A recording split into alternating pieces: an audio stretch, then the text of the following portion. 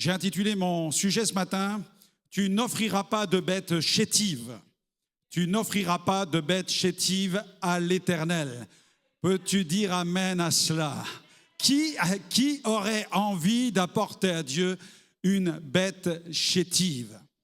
Nous sommes dans la 6e année de la fondation du Gospel Vision Center et pendant toutes ces années, il m'est arrivé parfois d'ouvrir une fenêtre dans ma prédication sur l'importance de la dîme et des offrandes, mais je n'ai jamais enseigné un message complet sur cette question. Donc nous allons avoir l'occasion, pendant les prochains cultes, bien qu'il y ait des intervenants qui seront là, je pense à Pâques, Pasteur John va apporter aussi la parole, mais dans le cadre d'une série, je vais pouvoir aborder certains domaines qui touchent à l'aspect financier, à l'offrande, mais aussi à la prospérité financière, parce que je crois que le Seigneur est capable il a tout pouvoir pour bénir nos finances. Ce n'est pas parce que tu es pauvre que tu n'es pas béni, comprenez bien les choses. Le Seigneur ne regarde pas combien tu as dans la poche pour déclarer sur toi la valeur de ta bénédiction. Tu es inestimable à ses yeux, tu es comme la prunelle de son œil. Donc Dieu te voit et te voit au travers de la faveur. Le regard de Dieu sur toi est un regard de faveur. Amen. Et j'aurai l'occasion de parler aussi de l'endettement, la question des dettes, à la lumière de la parole de Dieu aussi. Mais j'aimerais vous parler de l'offrande matérielle. Quand on dresse un autel à Dieu, quand l'autel de l'honneur libère la prospérité. Je crois que l'autel de l'honneur que tu te dois envers Dieu va libérer sur ta vie une prospérité non seulement matérielle, mais aussi spirituelle. Amen. Est-ce que tu as envie de progresser dans ces domaines? Est-ce que tu as envie de grandir dans ces domaines? Dans Malachie, chapitre 1er, regarde dans ta Bible, Malachie, chapitre 1er, versets 6 à 14, il est question là d'un constat où Dieu se sent frustré. Dieu se sent frustré avec la façon dont nous l'honorons. Et là, le texte nous dit ceci, dans Malachie 1, versets 6 à 14, « Un fils honore son père et un serviteur son maître. Je suis père, où est l'honneur qui m'est dû? Si je suis maître, où est la crainte qu'on a de moi? Dit l'Éternel des armées. » C'est Dieu qui parle, amen. Dit l'Éternel des armées, sacrificateur qui méprisait mon nom et qui dit, en quoi avons-nous méprisé ton nom? Ne sommes-nous pas un royaume de sacrificateurs pour Dieu le Père? Ne pensez-vous pas qu'il y a ici dans cette parole un passage où Dieu s'adresse directement à nous dans le domaine de l'adoration, du culte que nous lui rendons? Vous offrez sur mon autel des aliments impurs, ce qui signifie que Dieu regarde ce que nous lui donnons. Et vous dites, en quoi t'avons-nous profané? C'est en disant, la table de l'Éternel est méprisable. Quand vous offrez en sacrifice une bête aveugle, n'est-ce pas mal? Quand vous en offrez une boiteuse ou malade, n'est-ce pas mal? Offre-la donc à ton gouverneur. Te recevra-t-il favorablement? T'accueillera-t-il bien, dit l'Éternel des armées? Priez Dieu maintenant pour qu'il ait pitié de nous. C'est de vous que cela vient. Vous recevra-t-il favorablement, dit l'Éternel des armées? En fait, tu pries, tu jeûnes, mais si tu négliges l'autel de l'offrande, Dieu n'étend pas sa main, c'est clair dans sa parole. Priez Dieu maintenant pour qu'il ait pitié de nous, c'est de vous que cela vient. Vous recevra-t-il favorablement, dit l'Éternel des armées, lequel de vous fermera les portes pour que vous n'allumiez pas en vain le feu sur mon autel? Je ne prends aucun plaisir en vous, dit l'Éternel des armées, et les offrandes de votre main ne me sont point agréables.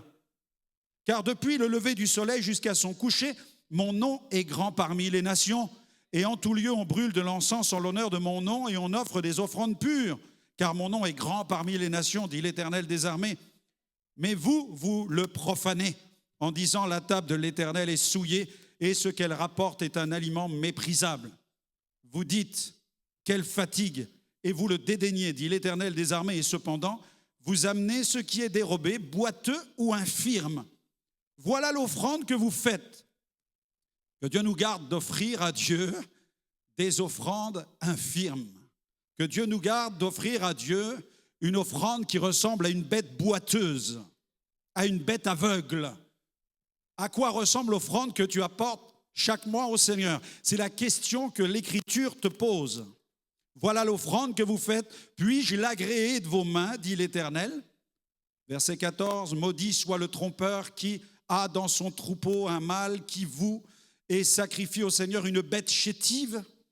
Car je suis un grand roi, dit l'Éternel des armées, et mon nom est redoutable parmi les nations.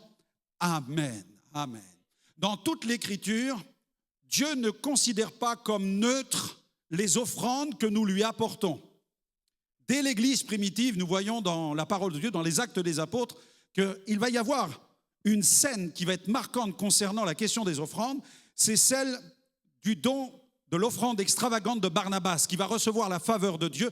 Et dans le même temps, le couple Ananias et Saphira qui vont vouloir le copier, qui vont faire une promesse à Dieu, qui vont répandre autour d'eux le fait de cette promesse, mais qui ne vont pas tenir la promesse et vont mentir au Saint-Esprit. Les croyants vont croire qu'ils avaient donné toute l'offrande, mais en fait, ils en avaient gardé une partie, et le jugement opéré par le Saint-Esprit va mettre en évidence le fait qu'ils avaient menti à Dieu, ils avaient menti au Saint-Esprit. Je me souviens de ces premières années où j'étais dans l'église traditionnelle, où j'allais au culte le dimanche, le service du dimanche à 11h. J'ai fait ensuite ma communion, etc. J'ai suivi tout le process de la tradition chrétienne en France, celle dans laquelle j'ai grandi.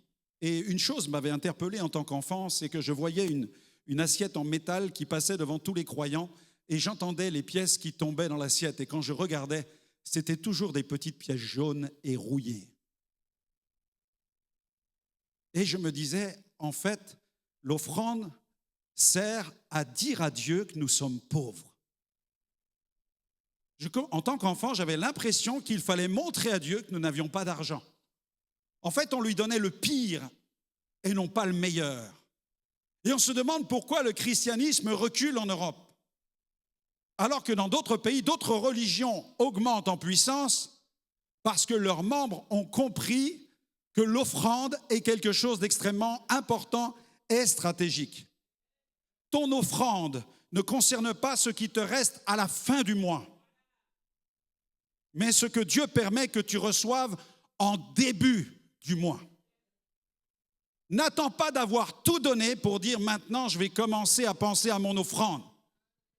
L'offrande ne concerne pas ce qui te reste à la fin du mois, mais l'offrande concerne ce que tu reçois au début du mois. Dans Malachie, Dieu reproche au peuple d'apporter des offrandes chétives, des restes, des sacrifices dégradés. Ils entraient dans le temple avec des bêtes aveugles, des bêtes qui avaient des pattes cassées, et ils offraient ça à l'Éternel, prétendant recevoir à un certain moment la bénédiction. Mais Dieu a dit, stop, non, ça ne marche pas. Vous êtes en train de me tromper. Vous n'avez pas la crainte de mon nom. Vous ne me respectez pas. Premier point ce matin, Dieu désire être honoré en premier et par-dessus toute chose. Dieu désire être adoré, honoré en premier et par-dessus toute chose. Dis-moi, pasteur, donne-moi la preuve.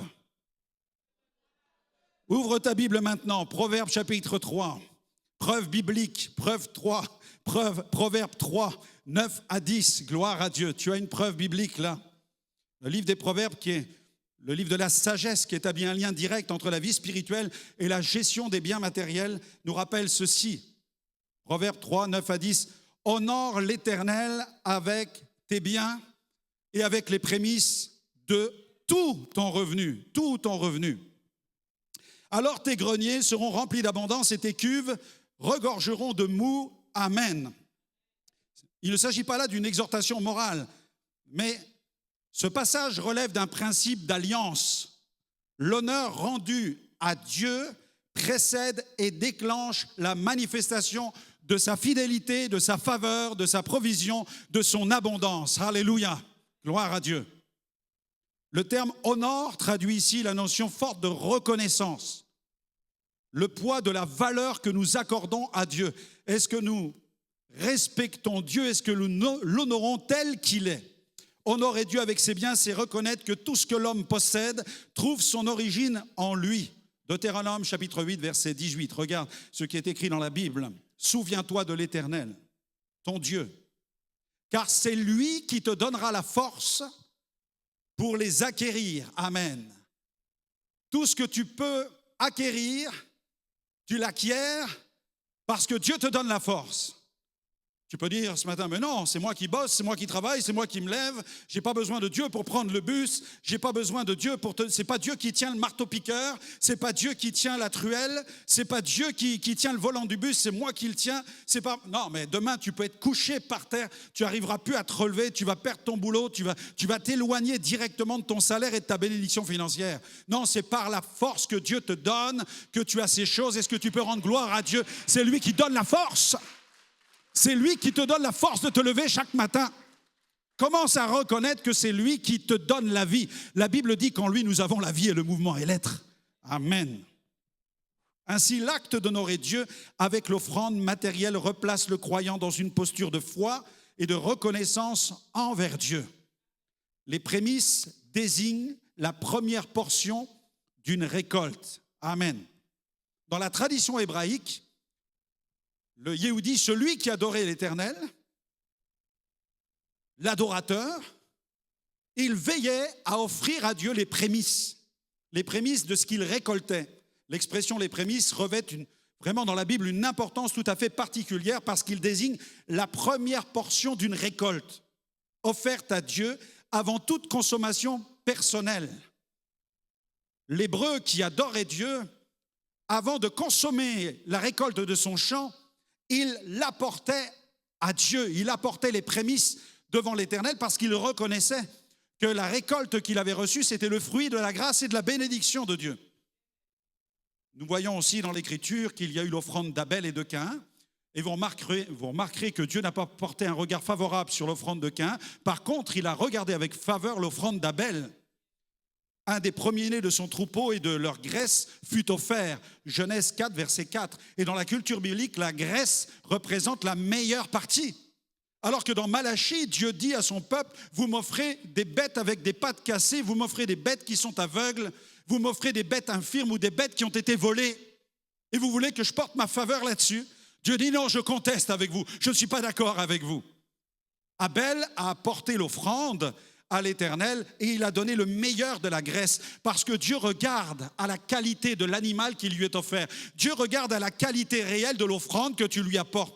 Il regarde si tu te décharges de l'offrande en mettant un billet, en mettant un chèque, en te libérant de la chose et tu dis oui, j'ai fait un geste en faveur de l'Église, mais tu n'as pas apporté d'offrande, tu as fait un geste, mais tu n'as pas adoré Dieu comme tu aurais dû l'adorer. On ne trompe pas Dieu en fait. Mon but, c'est d'amener l'Église dans une véritable maturité spirituelle. Dis à ton voisin, maturité spirituelle. Tu en as besoin. Nous avons besoin de la maturité spirituelle si nous voulons voir la bénédiction dans le domaine matériel. La graisse était réservée exclusivement à Dieu, car elle symbolisait la richesse, l'abondance, ce qu'il y a de plus précieux. Dans Romains 11, 16, Paul écrit d'ailleurs, si les prémices sont saintes, la masse l'est aussi. Autrement dit, mon frère, ma sœur, écoute-moi bien, la première part donnée à Dieu confère une dimension de consécration au reste. La première part, les prémices de tes offrandes, de ton offrande que tu offres à Dieu, va déterminer la consécration du reste de l'argent que tu as dans ta poche. Si tu honores Dieu avec ton offrande, Dieu va s'occuper du reste qu'il te laisse. Amen. Dieu va mettre sa faveur sur tes finances.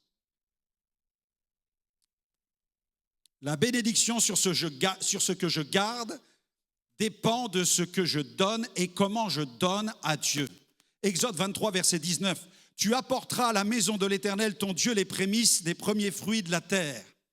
Dieu devait être servi en premier. Vous vous souvenez de la scène du prophète avec cette pauvre femme qui était accablée sous le poids de la pression matérielle. Il y avait la famine, la situation était difficile et le prophète lui dit, prépare-moi d'abord un gâteau.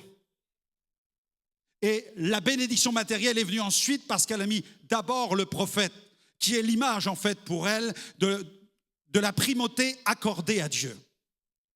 Accorde la primauté à Dieu et tu verras combien Dieu est capable de te bénir sur le plan matériel. L'homme donne souvent pour se sécuriser, Donner les prémices implique un abandon volontaire du contrôle humain. L'homme donne avant de sécuriser ses besoins, posant un acte de confiance radical. Cela rejoint donc cette déclaration dans Proverbe 3,5 « Confie-toi en l'Éternel de tout ton cœur et ne t'appuie pas sur ta sagesse. » Et Dieu dit que si tu es fidèle dans ces choses, si tu apportes à la maison de l'Éternel tes biens, ton offrande, il promet de remplir tes greniers. Alléluia. Alors tes greniers seront remplis d'abondance. Le mou aussi va remplir tes cuves. Le mou nous parle du vin nouveau, ça nous parle de la joie. Le vin nouveau dans l'Écriture parle de joie. Les greniers parlent d'abondance. Dieu dit, si tu honores l'Éternel avec les prémices de tes biens, de tes offrandes, alors Dieu va s'occuper de ton abondance, il va s'occuper de t'enrichir, il va s'occuper de multiplier tes finances. C'est un principe spirituel. Parce que tu l'honores, Dieu va t'honorer. Dieu dit dans sa parole, j'honorerai celui qui m'honore. Mais si Dieu te voit donner une offrande et qu'il ne se sent pas honoré par l'offrande que tu lui donnes, ne prétends pas vivre la faveur de Dieu. Nous l'avons entendu prophétiquement ce matin. C'est vraiment une question extrêmement sérieuse. Je vais vous placer avec la question des finances, je vais vous placer vraiment devant Dieu chacun. Vous allez devoir chercher Dieu dans le secret de votre chambre. Vous allez devoir lui parler et entendre sa voix pour que Dieu puisse faire naître en vous de véritables résolutions.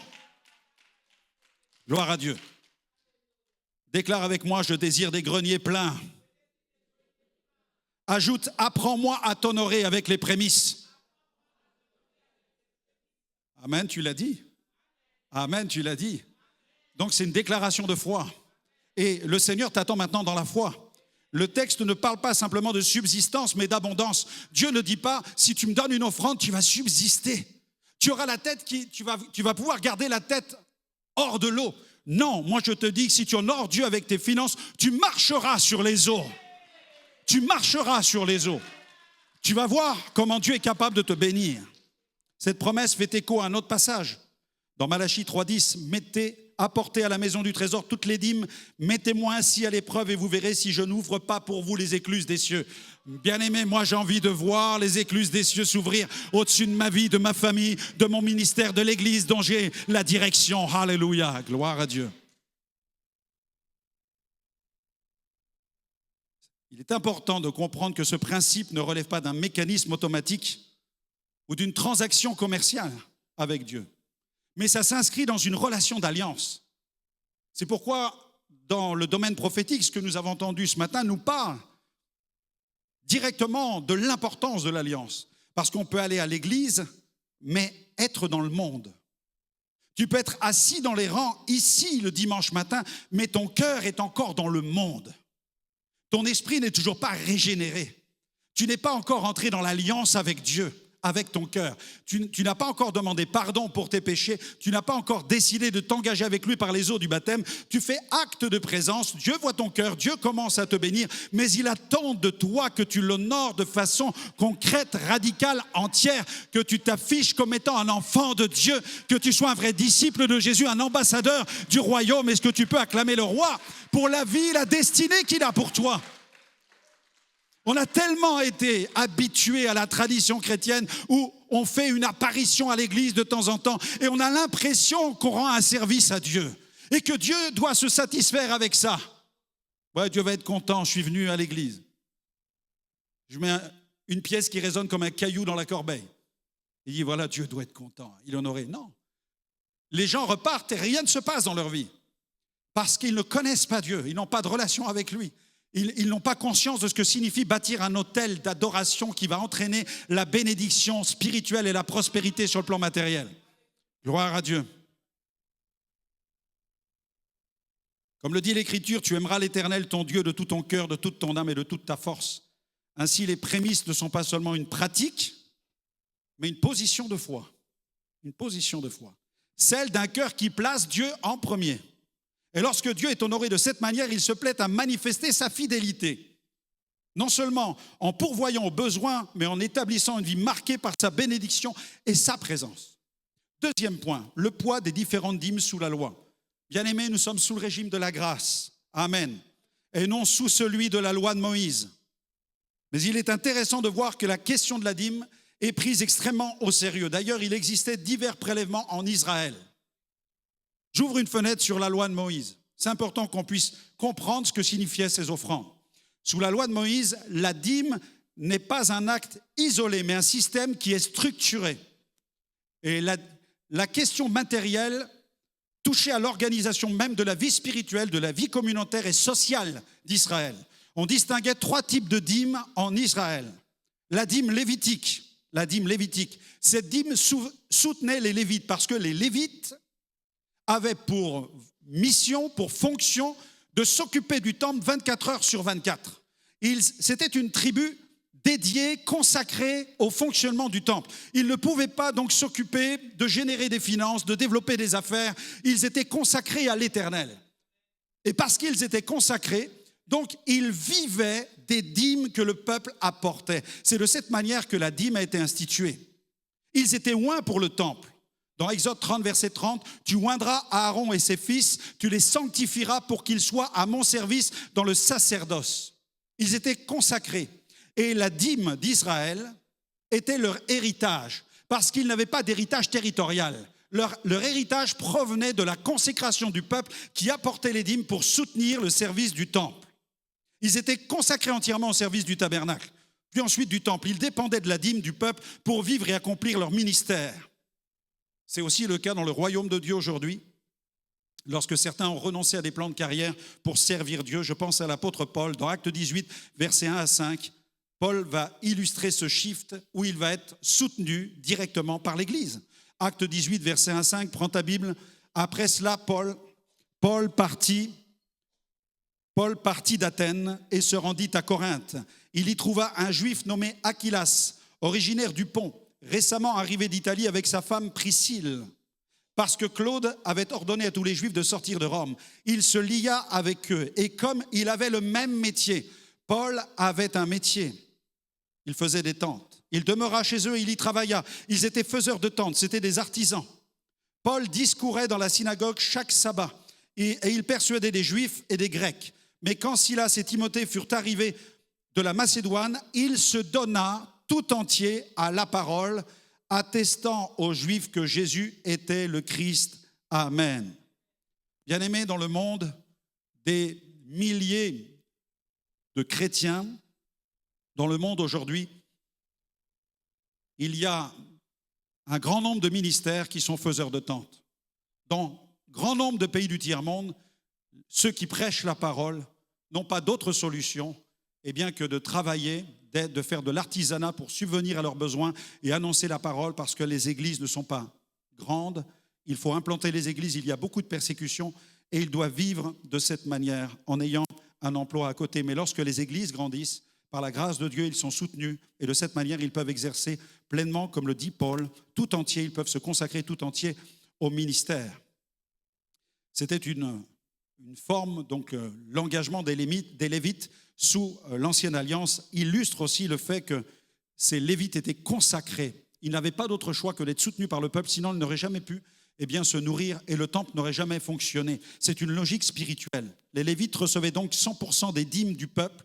Toutes les dîmes du peuple étaient collectées par les Lévites et ensuite, de ces 100% qu'ils recevaient, 10% étaient pris ensuite pour soutenir les sacrificateurs.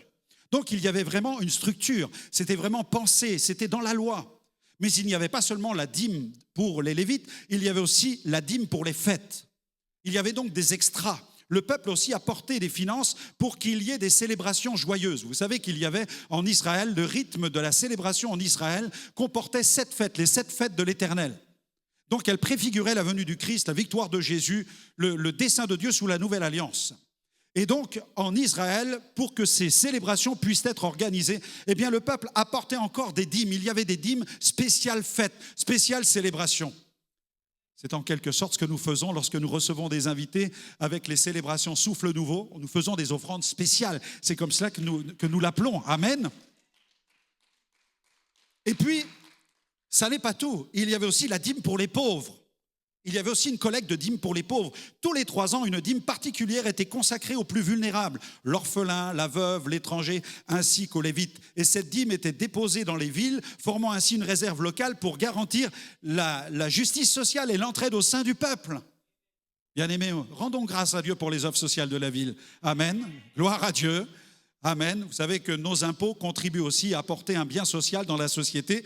Et la TVA que vous payez, que vous apportez aussi à notre nation, contribue au bien-être de notre nation et permet ainsi aussi de venir en aide à ceux qui font face à des difficultés sociales. Merci Seigneur pour la Caisse nationale de maladie. Amen. Merci Seigneur pour la France, pour ce pays que nous avons. Est-ce que nous sommes capables de reconnaître ça? Tu sais que ton argent, c'est ton argent qui permet aussi à cette caisse d'assurance maladie de fonctionner.